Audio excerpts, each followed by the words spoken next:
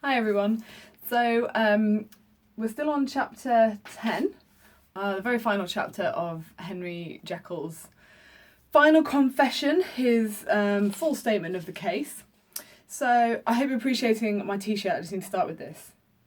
I was social distancing before it was cool. I have waited like 4 weeks for this to arrive from the United States. I could have just printed it myself. However, I love it. I also, yes, I've done my roots. It's a little bit yellow. Not great, but at least I don't look like a meth head anymore because the roots were getting so big. So that's my exciting update. I've got 10 minutes on here, so I need to shut up and get on with it.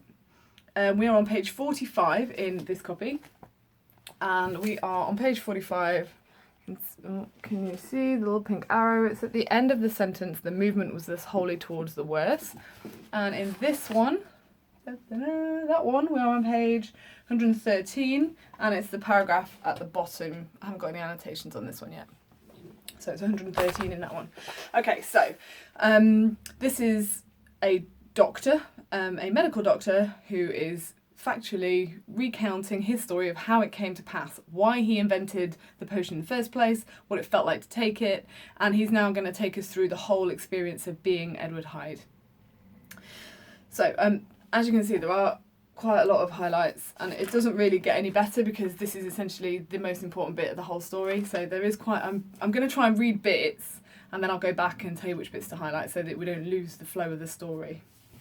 Okay, so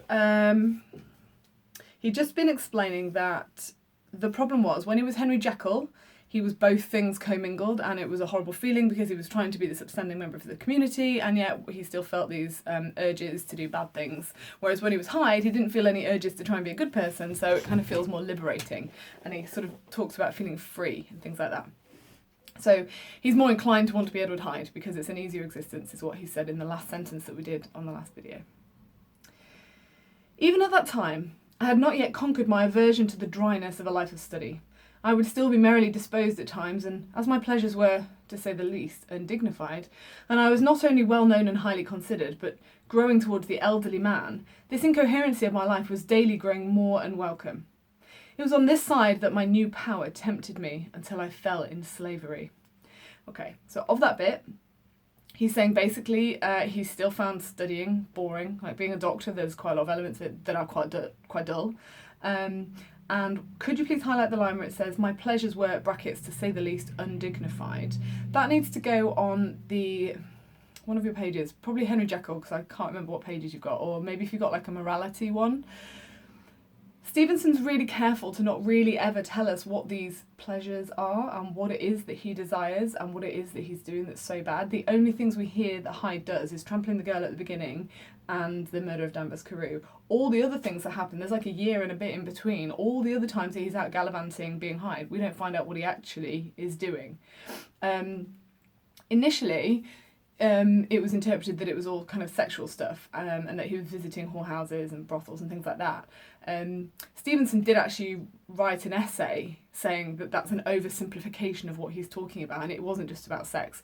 And it's really interesting because when we watch the 1930s film version of Jekyll and Hyde, they seem to have kind of got stuck on the idea that his sins and his pleasures that are undignified, they've kind of got obsessed with that being with women.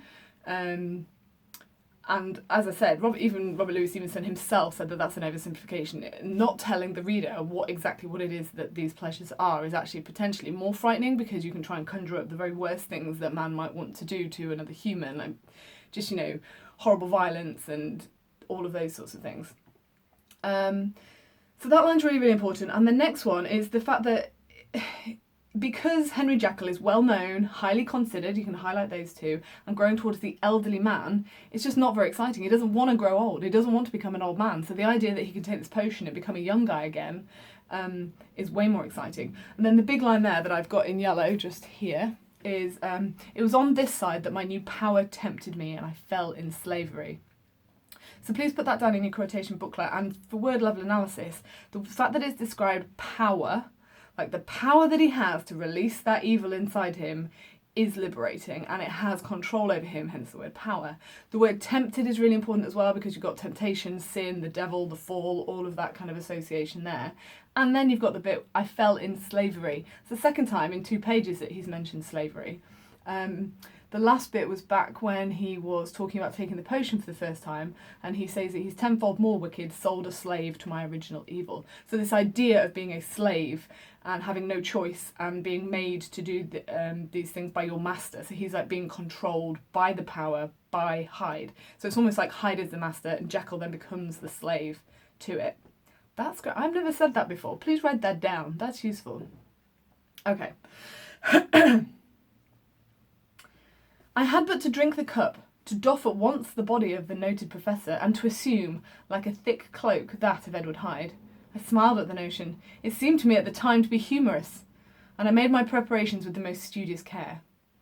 Okay, so, can you please highlight the simile where he says, like a thick cloak? Now, this is important, because to start with, he is Henry Jekyll, and he describes, using the simile, like a thick coat, he disguises himself, he disguises Jekyll with the coat of Edward Hyde. Okay, this is really important because at the very end it's flipped round and he actually describes being Hyde and using Jekyll as his alibi as a coat, and he uses the same imagery there, so that's really important to note, and I will come back to that when we get there.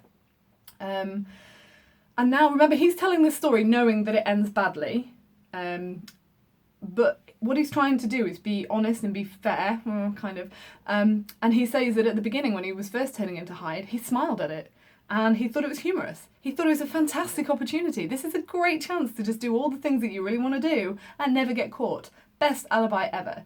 And I think I've highlighted the smiled and the humorous, and I've circled humorous there. And I've put here in the margin, he didn't realise what he'd started. So at this point, he's got no idea that it's going to end and it's going to escalate to the point that it does. And he underestimates it and thinks it's fun. Now, the next bit is also quite interesting because when he says he made his preparations with the most studious care, the next bit details all of the things that he puts in place, like logistical things in terms of the house and things that he puts in place to make sure that Edward Hyde can get away with what he's going to get away with. So that's really calculating. So Jekyll tries to say that he's the good guy. He's the good guy who's absolutely fine with letting a bad guy out and facilitating the bad guy. So I do find this bit quite problematic as to how sneaky Jekyll is with making sure that Edward Hyde can exist. So it goes on to say, I took and furnished that house in Soho, to which Hyde was tracked by the police, and engaged as housekeeper a creature whom I well knew to be silent and unscrupulous.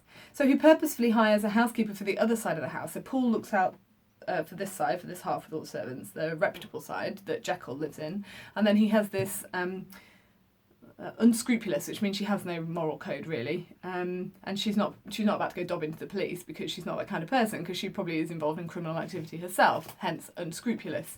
So he hires her, describes her as a creature. Remember, Hyde has been described as a creature as well, so these are just people of bumping along the bottom of society. So on the other side, I announced to my servants that a Mr. Hyde, whom I described, was to have full liberty and power about my house in the square, and, to parry mishaps, I even called and made myself a familiar object in my second character. So, he makes sure that he, as Jekyll, tells his servants, there is this man called Hyde, he describes him, expect him and you make sure that he is allowed in my property at any time and he has full reign of this place. Then he purposefully changes himself into Hyde, knocks on the door, hello Paul, and Mr. Hyde, or whatever he looks like, and he wanders around and he goes purposefully so the servants know what Hyde looks like, because then he knows that if he's in whichever character, he can then, oh my god, my brain just went numb.